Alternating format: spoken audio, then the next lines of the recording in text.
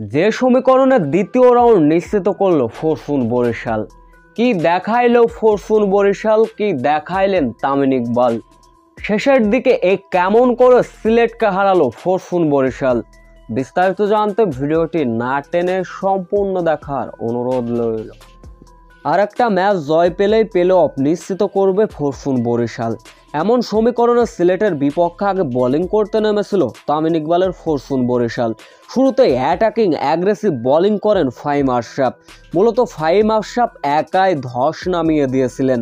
বিপিএলের ইতিহাসের রেকর্ড ছাড়া আর কি, মাত্র 7 রান খরচায় নিয়েছিলেন মূল্যবান 5 উইকেট।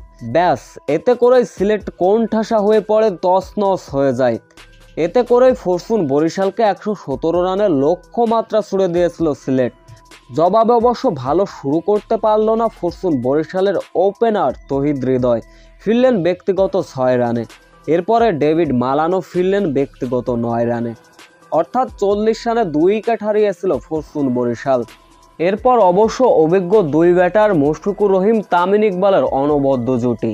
মূলত তামিম ইকবাল মুশফিকুর রহিমদের ছোট ছোট ক্যামিও ইনিংসে ভর করে সিলেটকে রীতিমতো কাঁদিয়ে হারিয়ে প্লে অফ এক প্রকার নিশ্চিত করল ফরচুন বরিশাল।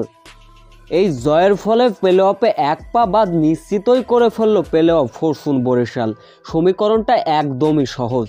বিপিএলের মঞ্চে এখন পর্যন্ত 9টা ম্যাচ খেলেছে ফরচুন বরিশাল, যেখানে 7 জয়, পয়েন্ট হচ্ছে 14, পয়েন্ট টেবিলে 2-এ অবস্থান ফরচুন বরিশালের।